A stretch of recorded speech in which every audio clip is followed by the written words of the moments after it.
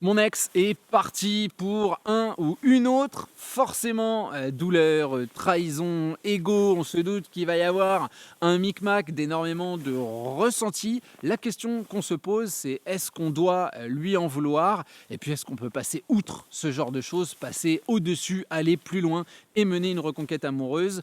Nous discutons de tout cela et comme d'habitude, ça commence juste après le générique.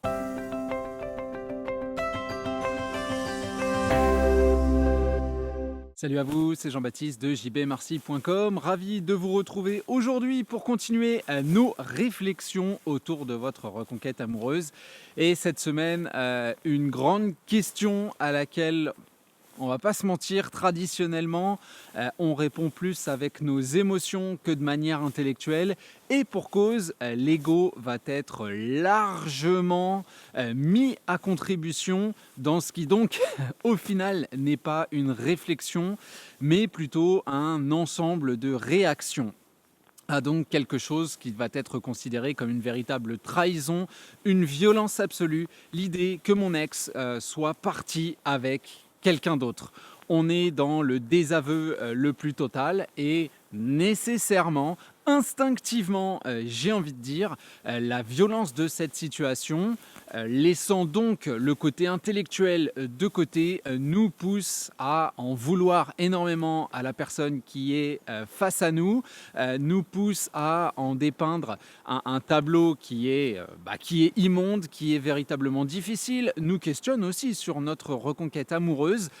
Malgré tout, l'amour étant sans doute présent, je l'imagine, vous êtes sur une chaîne de reconquête amoureuse après tout, l'amour étant donc présent, eh bien le cheminement, le travail personnel nous amène à nous questionner sur nous-mêmes, sur l'autre, sur ses tendances, sur la faisabilité de la reconquête amoureuse et sur les moyens de surpasser ce genre de problématique. Donc on va ensemble essayer de laisser un petit peu l'ego de côté, même s'il faut lui reconnaître sa force et sa nécessité parfois.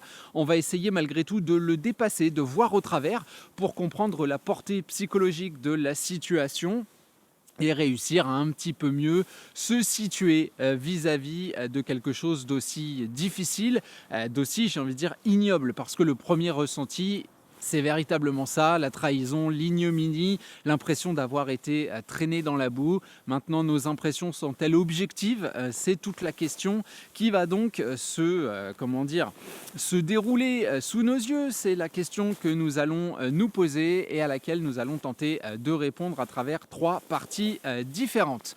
La première que je veux partager avec vous, c'est le constat que nous vivons dans un climat qui favorise le conflit. Parce que bien évidemment, vous le savez, nous sommes le fruit de nos expériences, mais aussi le fruit de finalement la somme des expériences qui est présente dans notre environnement. Donc on est nécessairement et directement influencé par les on-dit, les préjugés, tout ce qui nous entoure et tout ce qui entoure l'idée donc de rupture amoureuse, de reconquête amoureuse et les problématiques qui ont donc mené à cette rupture.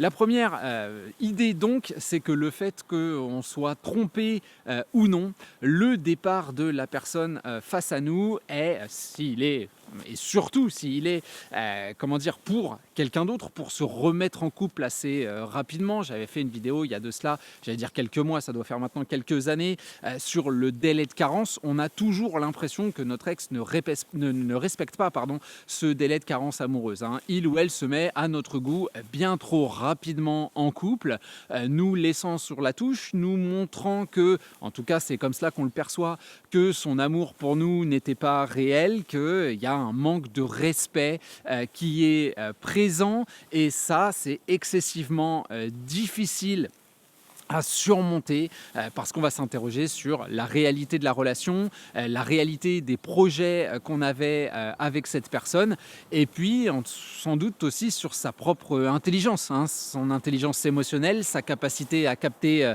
les signaux qui sont présents, sa crédulité, etc. etc., etc. L'idée que je voulais partager avec vous, c'est que cette vision qu'on a et cette tendance à pointer du doigt, elle est excessive excessivement environnementale, j'ai même envie de dire générationnelle. J'en parlais excessivement récemment, on est entré à l'ère du moi-je. On n'est plus basé sur l'idée de couple, sur l'analyse de ce dernier, de ses problématiques, des obstacles à surmonter et des outils à mettre en place avec la personne qu'on aime pour surmonter ces derniers, mais sur plutôt la mise en relief, la mise en valeur, et c'est vraiment même un étendard, j'ai envie de dire, de nos droits et des devoirs d'autrui envers nous. Et ça, on le retrouve dans le couple, on le retrouve au travail, on le retrouve à l'école, on le retrouve absolument partout. Et plus les jeunes générations débarquent dans ces environnements-là, plus on a cette impression où on veut bousculer les cadres établis. Alors, je ne suis pas en train de vous dire que les cadres établis sont parfaits et qu'on veut rester traditionnaliste à l'extrême, mais forcément les mentalités ont du mal à s'adapter, en tout cas celles de l'ancienne génération, et aujourd'hui on est dans cette volonté d'être le premier, le plus fort, le plus grand, le plus beau, en tout cas d'absolument tout généraliser et d'analyser les comportements qui nous sont adressés à travers un prisme excessivement personnel. Ça donne quoi ? Ça donne évidemment une forme de victimisation, ça influence, ça agrandit le poids de la trahison, ça agrandit le poids, ça alourdit même le poids de l'injustice. On est sous ce prisme personnel qui pousse à l'accusation perpétuelle. Et cette accusation, depuis quelques années, c'est même devenu un lynchage autorisé. Et on le voit tous les jours, notamment sur les réseaux sociaux. J'ai envie de dire, à mon époque, parce que ça évolue tellement vite que je ne me tiens pas très, très au courant de tout ce qui est réseaux sociaux, mais Twitter, qui est devenu X donc, c'était un peu l'endroit, le spot où les doigts étaient, et sont toujours, j'imagine, tendu, le doigt accusateur, le doigt du reproche. Évidemment, plus en plus on est caché derrière un pseudo, plus c'est facile, mais véritablement des endroits de lynchage médiatique. On est abreuvé de cela au quotidien. Ça et l'idée de débat perpétuel à chaque fois que j'allume la télé, ce qui est très rare en plus, et que je passe sur une chaîne française, ce qui est encore plus rare, je vois ces plateaux télévisés, c'est plus le journal comme avant. Aujourd'hui, c'est des grandes émissions de débat. Alors c'est intéressant, ça peut l'être en tout cas, parce que les sujets qui sont discutés sont des débats qui méritent d'être menés, mais moi ce que je note, c'est surtout cette agressivité permanente, c'est surtout ces attaques qui sont parfois même des attaques qui n'ont rien à faire, qui n'ont rien à voir avec le débat, qui sont des attaques personnelles,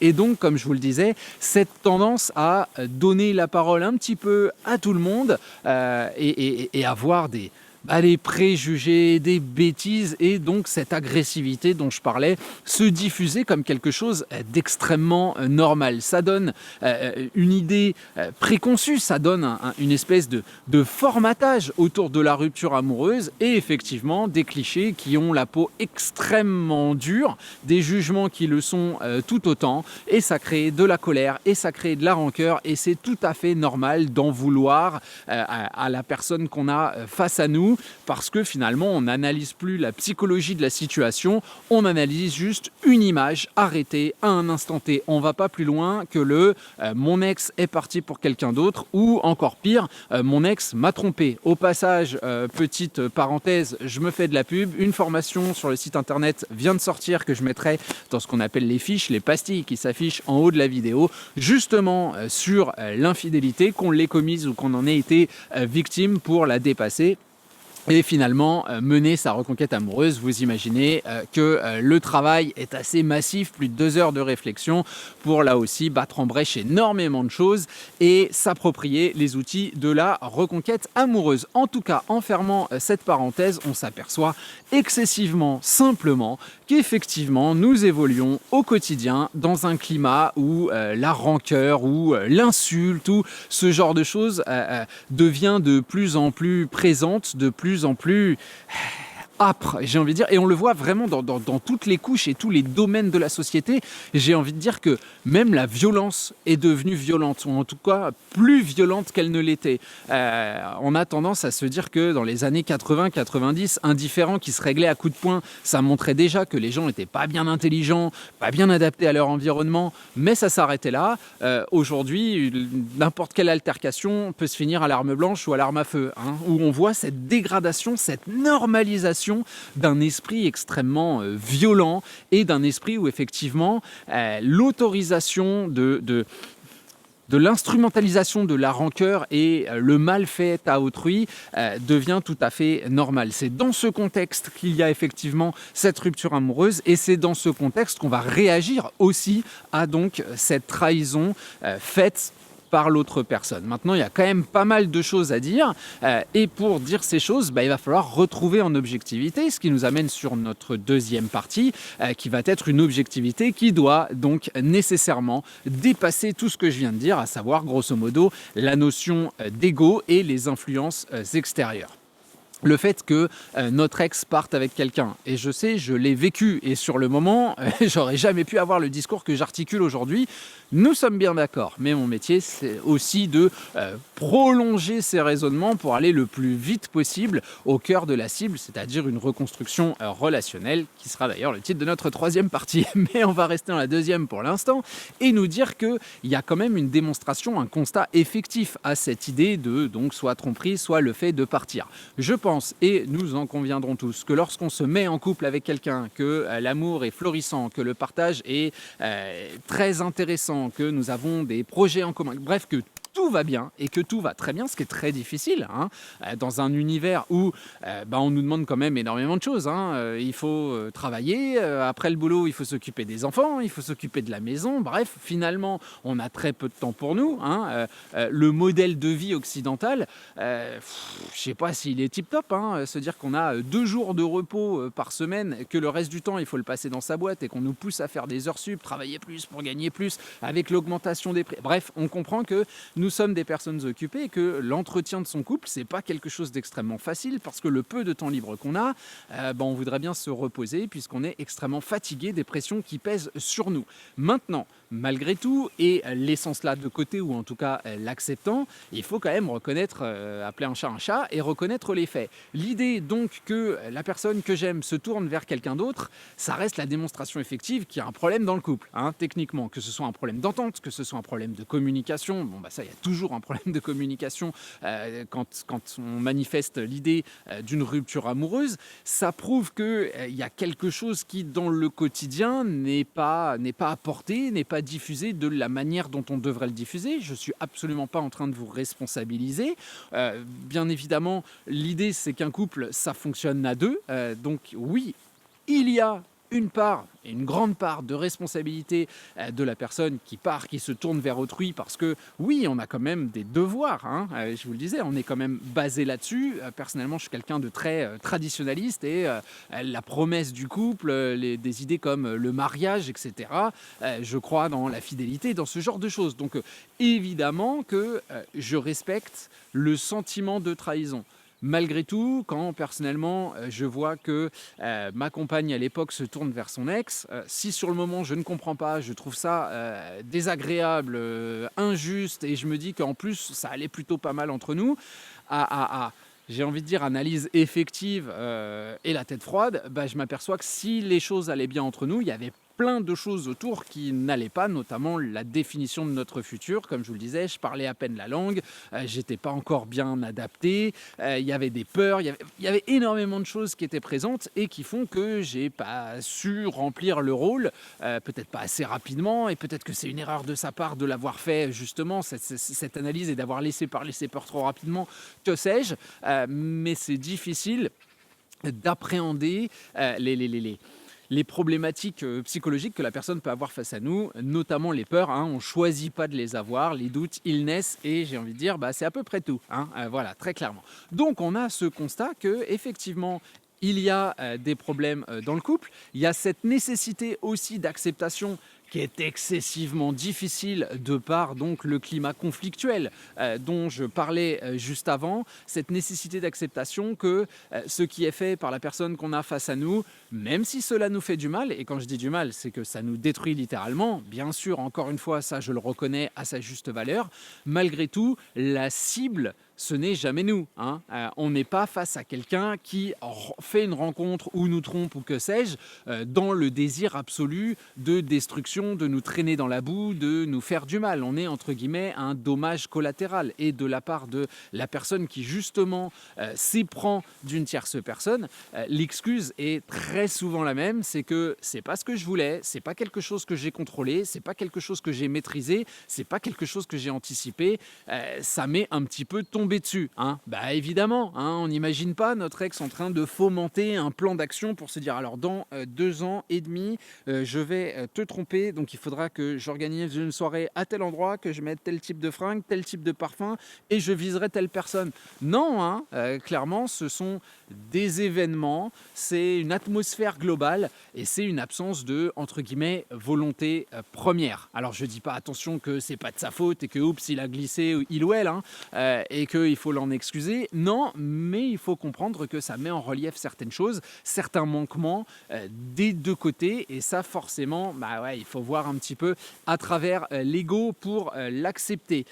L'idée c'est que la réflexion que nous avons, notamment en termes de reconquête amoureuse, doit dépasser le mal qui nous est fait, la douleur qui est présente, justement au profit du fait que notre couple, le relationnel en tout cas que nous avons, puisqu'on ne peut plus l'appeler un couple au moment de la rupture amoureuse, a besoin d'une modification, a besoin d'une évolution, a besoin de contraste. Et cette idée, c'est que, celle que je veux mettre en relief, c'est qu'à partir de là, à partir de cette trahison, de cette douleur, de cette rupture, voire de cette tromperie, il n'y a quand même qu'une seule question à se poser, c'est où va me mener le conflit. Parce que si j'écoute la société autour de moi, il faut que je lui rentre dedans, il faut que je l'accuse de tous les maux, il faut que je le ou la diabolise. Le problème, c'est que j'ai mon cœur qui est présent et qui me dit que cette personne-là, je l'aime toujours. Et si je regarde ce type de vidéo, c'est a priori que je veux mener une reconquête amoureuse.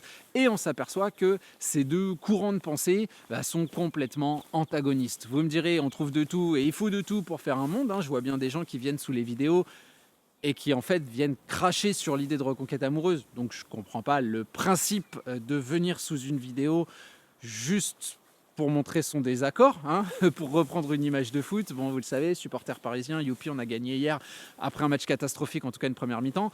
Personnellement, je ne vais pas sur les vidéos de l'Olympique de Marseille ou de l'Olympique lyonnais pour cracher ou je ne sais quoi. C'est des sujets qui ne m'intéressent pas. Voilà, je me focalise sur ce qui m'intéresse. C'est aussi simple que ça. Mais comme je vous le disais, il faut tout pour faire un monde. Maintenant, j'ose estimer que la grande majorité qui est ici veut ce travail, et ce travail, il va s'expliquer, en tout cas on va le nominer à travers la troisième partie que j'ai déjà spoilée, qui va être la reconstruction d'un relationnel. Sans même vouloir orienter le choix de votre reconquête amoureuse, je pense que on gagne sincèrement, en sérénité, en bonheur, hein, tout simplement, à limiter le nombre de ses ennemis.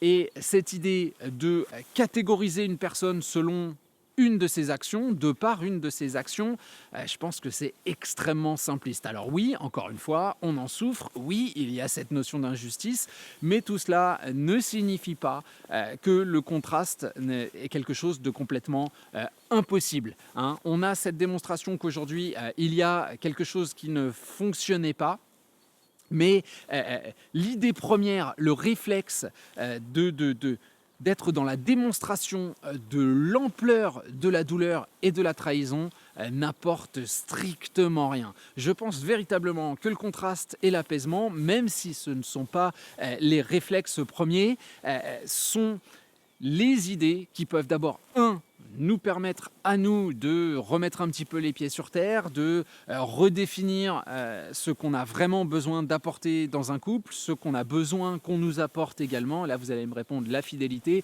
Oui, mais la fidélité, finalement, elle se travaille. Prenez cet exemple commercial. Hein. Vous avez sans doute des abonnements.